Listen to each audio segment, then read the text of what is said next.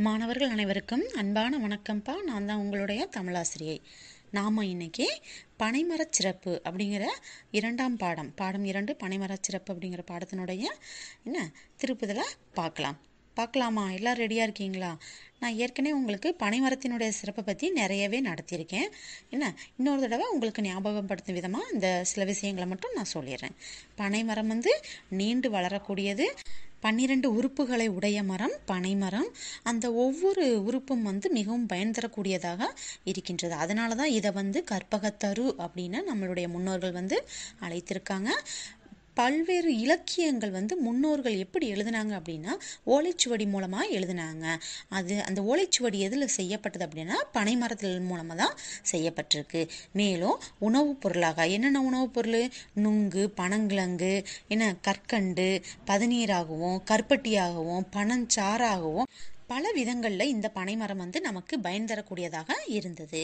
பனைமரத்தினுடைய அந்த வேர் நீரை தக்க வைத்துக் கொள்ளும் தன்மை இருக்கிறதுனால நிலத்தடி நீர்மட்டம் உயர்வதற்கு காரணமாகவும் அமைந்தது. மேலும் இது அதாவது மரங்கள் இல்லை அப்படின்னா மனிதர்கள் வாழ்றதே பயனற்ற வாழ்வுதான் அப்படின்னு நம் முன்னோர்கள் நமக்கு சொல்லியிருக்காங்க.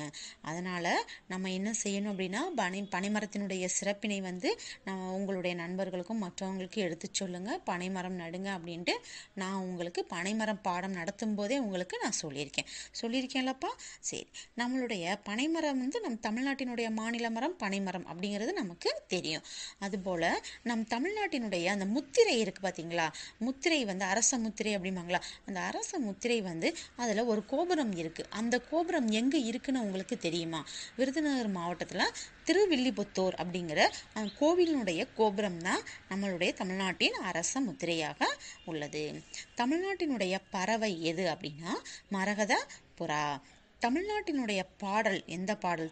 தமிழ்த்தாய் வாழ்த்து எது அப்படின்னா நீராறும் கடலொடுத்த அப்படிங்கிற பாடல் தான் நம்ம தமிழ்நாட்டினுடைய தமிழ்த்தாய் வாழ்த்து. தமிழ்நாட்டினுடைய மலர் எது அப்படின்னா செங்காந்தள். அதுபோல் தமிழ்நாட்டினுடைய நடனம் பரத நாட்டியம். நான் ஏற்கனவே உங்களுக்கு தமிழ்நாட்டினுடைய மரம் சொல்லியிருக்கேன். தமிழ்நாட்டினுடைய விலங்கு வரையாடு. இது எங்கே இருக்குது அப்படின்னா நீலகிரியில் இருக்குது. தமிழ்நாட்டினுடைய விளையாட்டு கபடி. அப்படின்னா நான் உங்களுக்கு மரம் வளர்ப்பதனுடைய முக்கியத்துவத்தையும் பனைமரத்தினுடைய சிறப்பையும் பற்றி பாடங்களில் நடத்தும் போது சொல்லியிருக்கேன். சரி, இப்போ நம்ம சரியான சொல்லை தெரிவு செய்து எழுதுவோமா? அதை பற்றி பார்க்கலாமா? வல்லமை. வல்லமை என்ற சொல்லின் பொருள் வலிமை. உயர என்ற சொல்லின் எதிர்ச்சொல் தாழ. கரெக்டாக டிக் பண்ணியிருந்தீங்கன்னா சரி, பண்ணலை அப்படின்னா இப்போ கரெக்டாக பண்ணிக்கோங்க. சரியா? அடுத்து விழுந்து என்ற சொல்லின் எதிர்ச்சொல் எழுந்து. அடுத்து 4வது கரையோரம். இச்சொல்லை பிரித்து எழுத கிடைப்பது கரை கூட்டல் ஓரம். அங்கெல்லாம். இச்சொல்லை பிரித்து எழுத கிடைப்பது அங்கு கூட்டல் எல்லாம். அடுத்து கீழ்காணும் சொற்களை பிரித்து எழுதுக. சாலையோரம். சாலை கூட்டல் ஓரம். ஓராயும் ஓரம் போடும். சரியா? அடுத்து குருத்தோலை. குருத்து கூட்டல் ஓலை. எழுதியிருப்பீங்கன்னு நினைக்கிறேன். கரெக்டாக இருந்தாலும் ஒரு தடவை நான் உங்களுக்கு சொல்லிட்டேன். அடுத்து இந்த வினாவிடைய பார்க்கலாமா? வினா 1. பனைமரத்தில் இருந்து கிடைக்கும் உணவுப் பொருள்கள் யாவை? பனைமரத்துலேருந்து நமக்கு என்னென்னலாம் கிடைக்கும்? நுங்கு, பனங்கிழங்கு, பனம்பழம், பதநீர், கற்கண்டு, கருப்பட்டி போன்ற உணவுப் பொருள்கள் நமக்கு கிடைக்கின்றன. அடுத்து நம்பர் 2. சிறுவர்கள் விளையாடுவதற்கு பனைமரம் எவ்வாறு உதவுகிறது? சிறுவர்கள் விளையாடுவதற்கு பனங்காய் வண்டி செஞ்சு விளையாடுவாங்க. பனை ஓலை காற்றாடி, பனை ஓலை விசிறி, பொம்மைகள் ஆகியவற்றை செய்து சிறுவர்கள் விளையாடுவார்கள். அடுத்து பனை மரத்தை நம்பர் 3. பனை மரத்தை நாம் எவ்வாறு பாதுகாக்கலாம்? பனையினுடைய பொதுவாகவே மரங்கள் இன்றி மனிதர்கள் இல்லை. நீங்கள் உங்கள் பக்கம் 8 எடுத்துக்கோங்க. பக்கம் 8ல் நான் சொல்லியிருக்கேன். நீங்கள் ஏற்கனவே நோட்டில் எழுதியிருப்பீங்க. இருந்தாலும் நான் ஞாபகப்படுத்தும் விதமாக இதை சொல்கிறேன். மரங்கள் இன்றி மனிதர்கள் இல்லை. இதனை உணர்ந்து நாம் அனைவரும் பனைமரம் வெட்டுவதை தடுக்க வேண்டும். பனையின் சிறப்பினை உங்களது நண்பர்களுக்கும் மற்றவர்களுக்கும் எடுத்துக்கூற வேண்டும். பனையின் சிறப்பினை உணர்ந்து நாம் பனை கொட்டைகளை குளம், ஆறு, குட்டை போன்றவற்றின் கரையோரங்களில் ஊன்றி பாதுகாக்கலாம். இவ்வாறு நாம் பனைமரத்தை பாதுகாக்க வேண்டும் அப்படின்னா 3வது வினாவிற்குரிய விடையை நீங்கள் எழுதியிருப்பீங்க. பனை மரத்தின் பயன்களாக நீ கருதுவனவற்றை சொந்த நடையில் எழுதுக. பனைமரம் நீண்டு வளரக்கூடியது. அதற்கடுத்து நுங்கு, பனங்கிழங்கு போன்ற உணவாக நமக்கு பயன்படுகின்றன. அப்புறம் பனை ஓலைகள் கூடைகள் முடையவும் கைவினை பொருள்கள் செய்யவும் கூரை வேயவும் பயன்படுகின்றன. பனஞ்சாறு பதநீராகவும் கற்கண்டாகவும் கருப்பட்டியாகவும் பயன் தருகின்றது. மேலும் பனை மரம் புயலை தாங்கும் வலிமை பெற்றது. பனைமரத்தின் வேர் நீரை தக்க வைத்துக் கொள்ளும் இயல்பு கொண்டது. இது நிலத்தடி நீர்மட்டம் உயர காரணமாகவும் இருக்கின்றது. பறவைகள் வாழும் வாழிடமாகவும் இது இருக்கின்றது. இப்படின்னா நீங்கள் நோட்டில் எழுதியிருப்பீங்க. நீங்கள் என்ன செய்றீங்க, இன்னைக்கு அதை உங்களுடைய ஹோம்ஒர்க் நோட்டில் எழுதி எனக்கு இமெயில் அட்ரஸ்க்கு அனுப்பிச்சி வைங்க. சரியா மாணவர்களே? அதற்கடுத்து உங்கள் வீட்டில் பயன்படுத்தப்படும் மரத்தாலான பொருள்களை பட்டியலிடுக. நீங்கள் ஏற்கனவே எழுதி எனக்கு இமெயில் அட்ரஸில் அனுப்பியிருக்கீங்க. இருந்தாலும் எழுதாதவங்களுக்கெல்லாம் நான் சொல்கிறேன், கொஞ்சம் எழுதிக்கோங்க. சரியா? என்ன வீட்டில் என்னென்ன பொருள்லாம் இருக்கும்? மரத்தாலான பொருள் மேசை இருக்குமா? இருக்கும். நாற்காலி, கதவு, சன்னல், அப்புறம் ஏணி, கோழிக்கூடு, இந்த கோழியெல்லாம் வைக்கிறதுக்கு, அப்புறம் மண்வெட்டி, சுத்தியல், அந்த கைப்பிடியெல்லாம் இருக்குது பாருங்க அது, அதுக்கப்புறம் ஊஞ்சல், அப்புறம் அரிவாள் மனையினுடைய அந்த கைப்பிடி, என்ன, அப்புறம் மரப்பாவை, நிறைய பொருள்கள் நம்ம வீட்டில் பெரும்பாலும் மரத்தாலான பொருள்கள் தான் இருக்குது. அலமாரி போன்ற பொருள்கள்லாம் இருக்குல்லப்பா, நீங்கள் எழுதியிருப்பீங்க. இருந்தாலும் நான் ஞாபகப்படுத்தும் விதமாகவும் நீங்கள் எழுதலை அப்படின்னா எழுதிக்கிறணும் அப்படிங்கிறதுக்காண்டி தான் நான் இங்கே சொல்லியிருக்கேன். சரியா? அதுக்கடுத்து அடுத்த பக்கம் 12 பாருங்க. பக்கம் 12 சொற்களுக்கு உரிய படங்களை பொறுத்துக. இதையும் நீங்கள் சரியாக பொருத்திருப்பீங்கன்னு நினைக்கிறேன். அப்படின்னா பசுவை குறிக்கிறது. அதுக்கடுத்து கை, நமது கையை குறிக்கின்றது. பூ, இந்த சைடு பாருங்க ரோஜா பூ கொடுத்துருக்காங்க, ரோஜாவை குறிக்கின்றது. சரியா? அவங்க ஏற்கனவே குறிச்சிருக்காங்க. நமது நாக்கை குறிக்கின்றது. அடுத்து ஈனா உங்களுக்கே தெரியும். சரியா? அதுக்கடுத்து கானா காடு. அதற்கு அடுத்து பக்கம் திருப்புங்க. பக்கம் 13. ஒரே பொருள் தரும் சொற்களை கண்டுபிடித்து வட்டமிடுக. நிலவு, அவங்க ஏற்கனவே மதி, திங்கள், சந்திரன் அப்படின்ட்டு வட்டமிட்டிருக்காங்க. அடுத்த 3 தானே நம்ம பார்க்கணும். சொல்லட்டுமா? அம்மா அப்படிங்கிறதுக்கு அன்னைன்னு சொல்லுவாங்க, தாய்ன்னு சொல்லுவாங்க, மாதா அப்படின்னு சொல்லுவாங்க. வட்டமிட்டுக்கோங்க. சரியா? அன்னை, தாய், மாதா. அதுக்கடுத்து மகுடம் அப்படின்னா மணிமுடி, கிரீடம். அதுக்கடுத்து என்னது?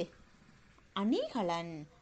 அப்புறம் கீழே நம்பர் 4 திரள் அப்படின்னா கூட்டம், நெருக்கம், கும்பல் அப்படின்னா இருக்கு. சரியா? அதெல்லாம் வட்டமிட்டுக்கோங்க. எதுக்கு மேம் திரும்ப திரும்ப நடத்துகிறாங்க அப்படின்னு நீங்கள் நினைக்காதீங்க. திரும்ப நான் சொன்னால் மட்டும்தான் நீங்கள் புத்தகத்தில் கரெக்டாக குறிச்சிருக்கீங்களான்னு உங்களால் பார்க்க முடியும். அதற்கு தான் திரும்ப சொல்கிறேன். சரியா மாணவர்களே? இந்த பாடத்தின் மூலமாக பனைமரத்தினுடைய முக்கியத்துவத்தையும் அவசியத்தையும் நாம் தெரிஞ்சுக்கிட்டோம்.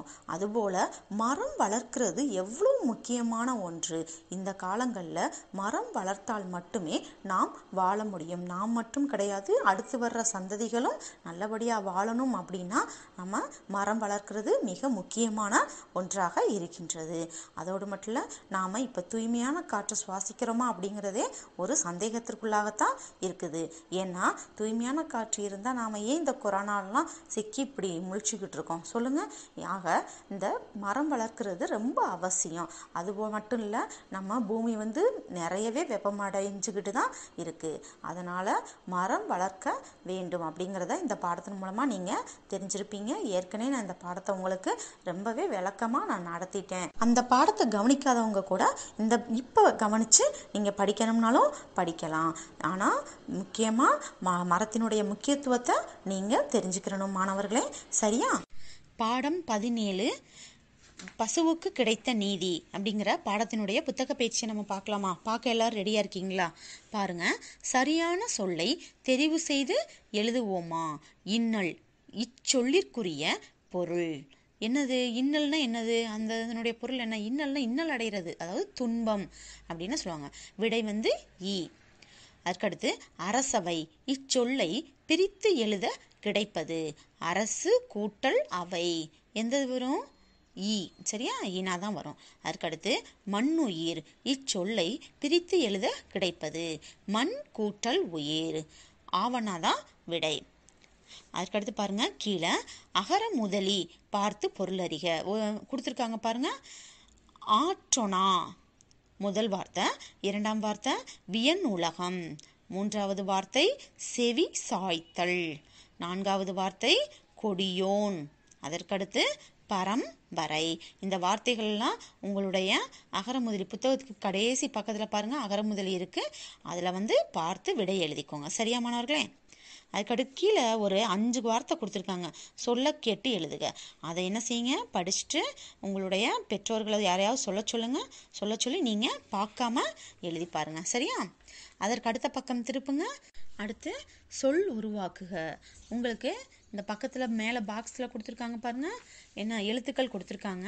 உங்களுக்கு ஒரு வார்த்தை மட்டும் எடுத்துக்காட்டுக்கு கொடுத்துருக்காங்க. இனி மை அப்படின்னு கொடுத்துருக்காங்க. அதுபோல் உங்களால் எவ்வளோ வார்த்தைகள் கண்டுபிடித்து எழுத முடியுமோ எழுதலாம். சரியா? அதற்கடுத்து உங்களுக்கு ரொம்ப பிடிச்ச ஒன்று கொடுத்துருக்காங்க பாருங்க, கலையும் கைவண்ணமும், வண்ணம் தீட்டி மகிழ்வோம் அப்படின்னு கொடுத்துருக்காங்க. இந்த தேருக்கு யாருக்கெல்லாம் அழகழகா கலர் அடிக்க தெரியுதோ அடிக்கலாம். இந்த தேருக்கு அழகழகா கலர் அடித்து என்னுடைய இமெயில் அட்ரஸில் அனுப்பிச்சி வைங்க. சரியா மாணவர்களே? சரி, அதாவது இந்த கொரோனா வேலையில் நீங்கள் எல்லாரும் படிப்பீங்கன்னு நினைக்கிறேன். தமிழ் திரும்ப திரும்ப படித்து எழுதி பாருங்கள். எவ்வளோ நீங்கள் எழுதுறீங்களோ அந்த அளவுக்கு உங்களுக்கு தமிழ் எளிமையாக அமைந்துவிடும். சரியா மாணவர்களே? மாணவர்கள் அனைவருக்கும் நன்றிப்பா. அடுத்த பாடம்